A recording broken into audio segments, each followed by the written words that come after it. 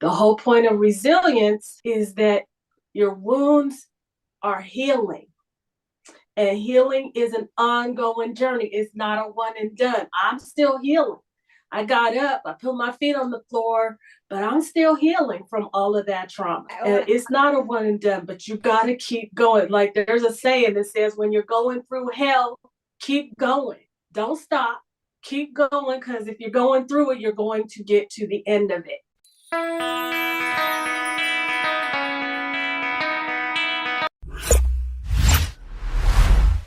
Are you living resiliently?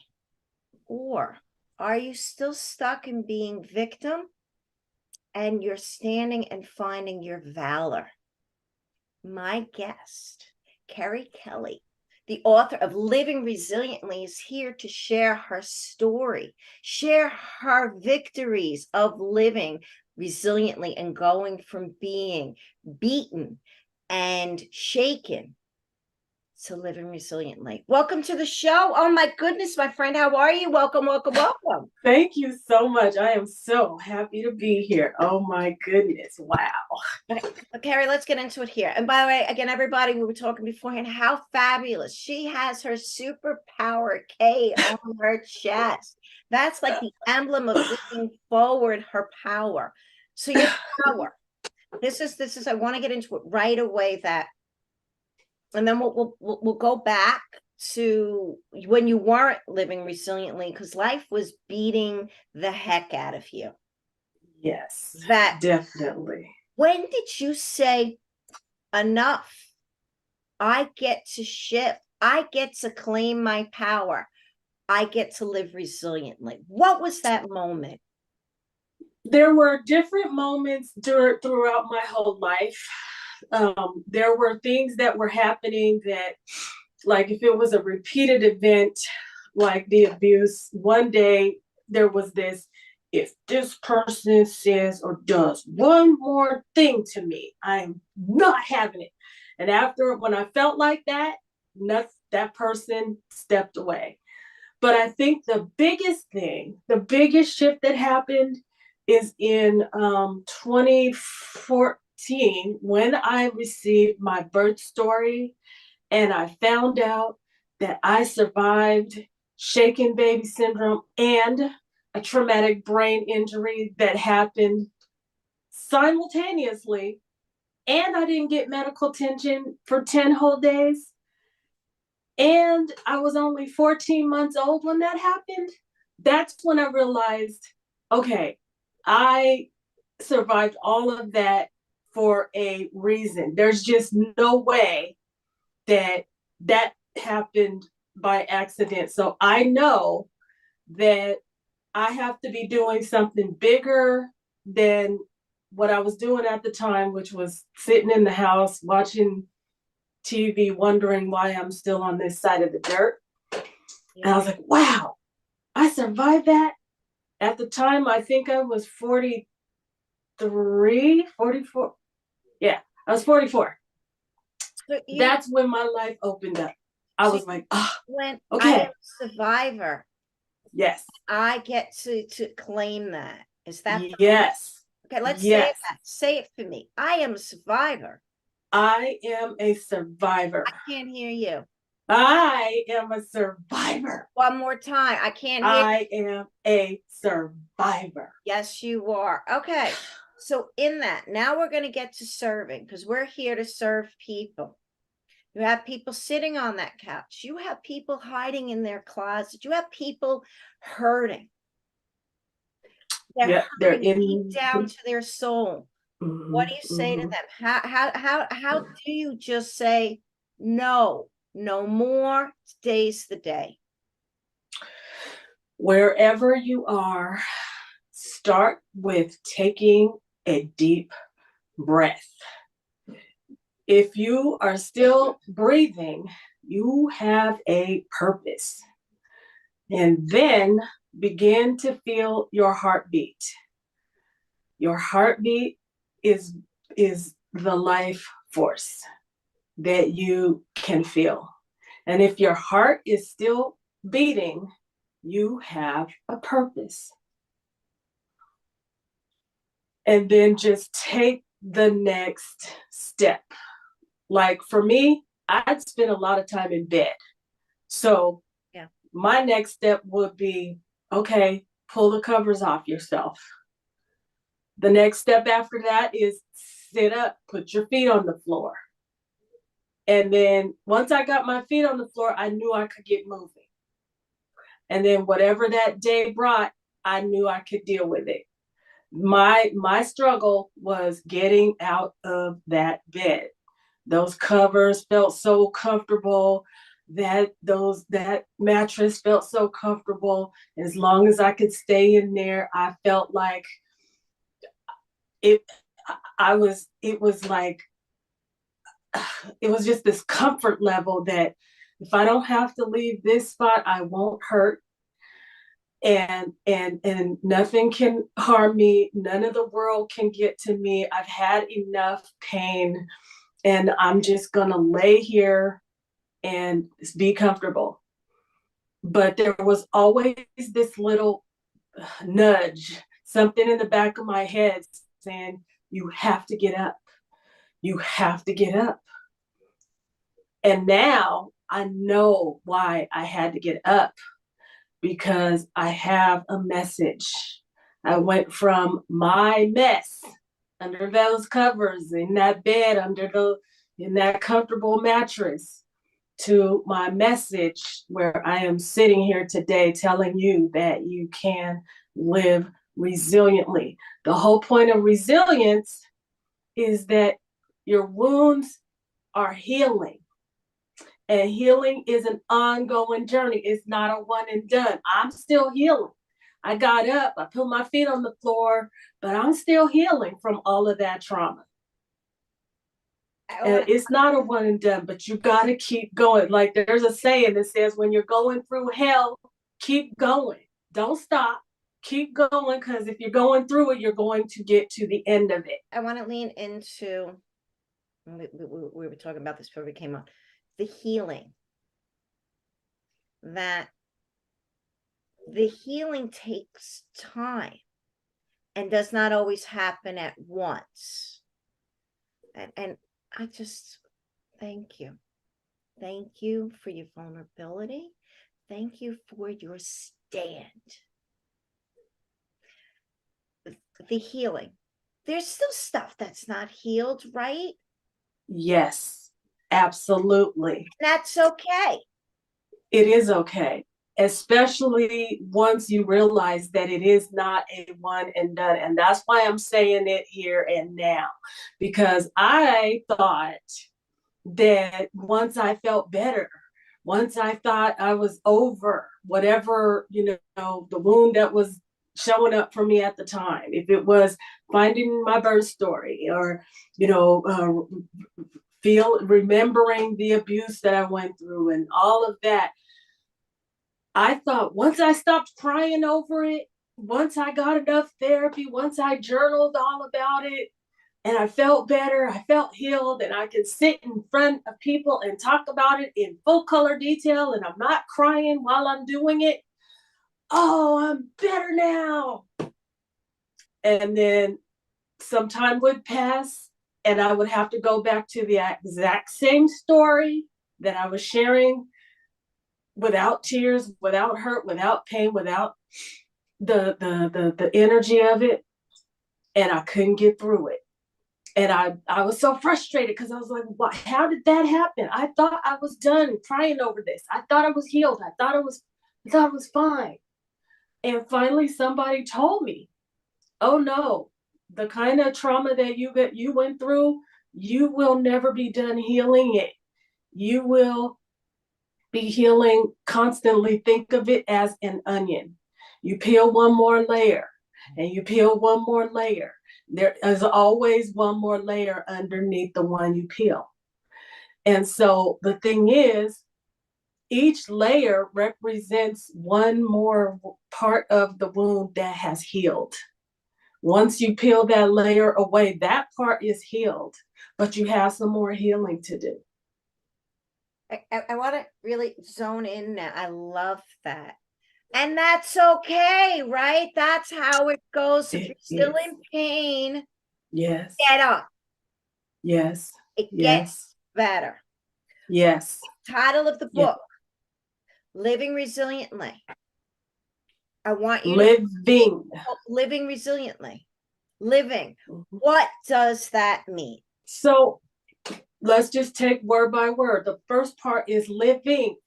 If you are still living, then you are still experiencing life. And those experiences may bring you to some challenges, some hurt, some pain, or you're still dealing with past hurts, past pains, but you're living, you're still living.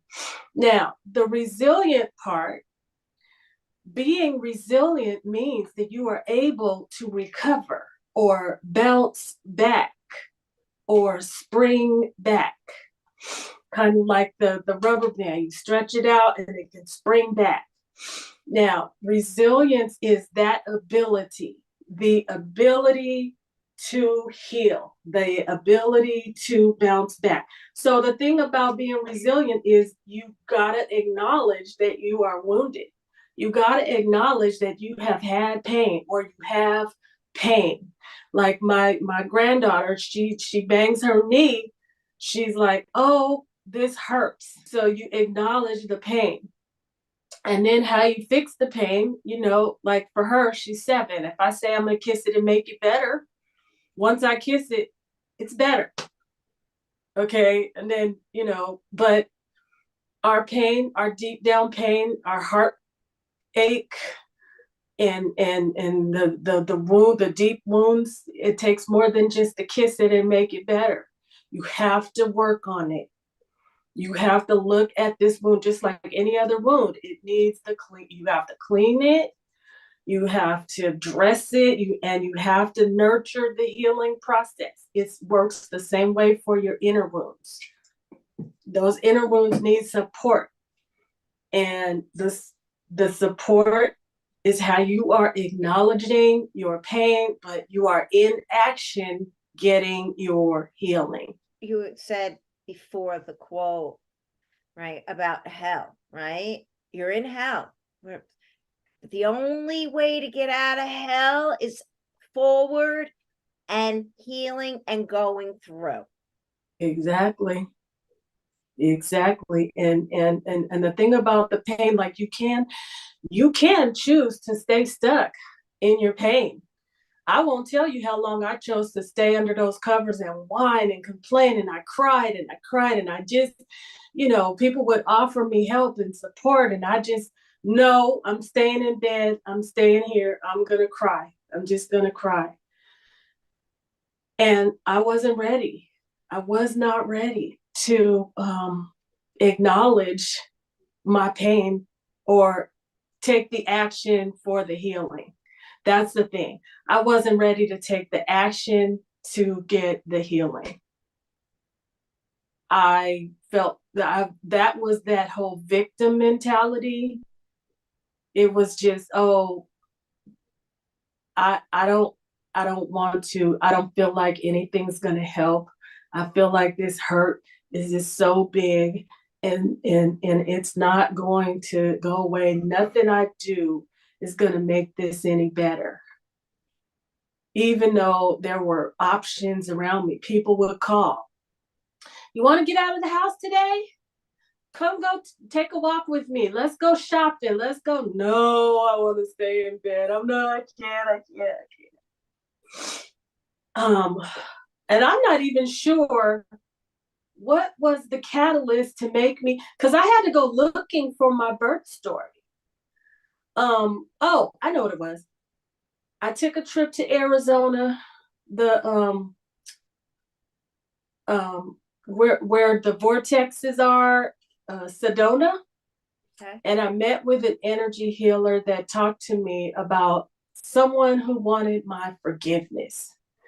Now, this person was already passed away, and that got me started on my journey. Like, how dare her ask me to forgive her?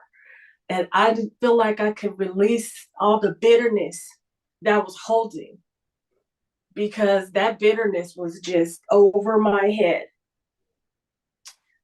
And once I got started There was no expressing it, room. If you were holding that, yes, there was no room for anything else. exactly. There wasn't.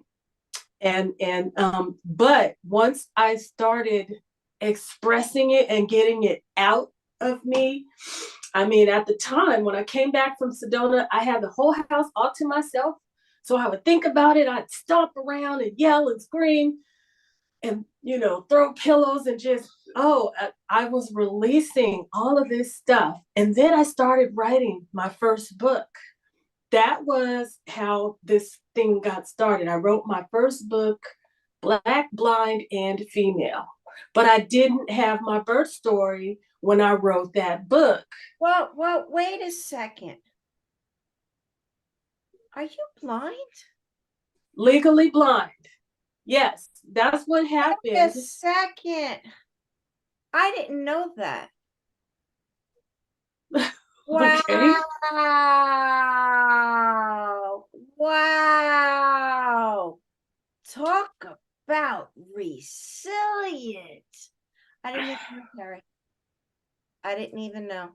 Wow. Okay. So when I was only 14 months old, I was in the process of being adopted by this woman who believed that I did not like her, because every time she came near me, I would cry.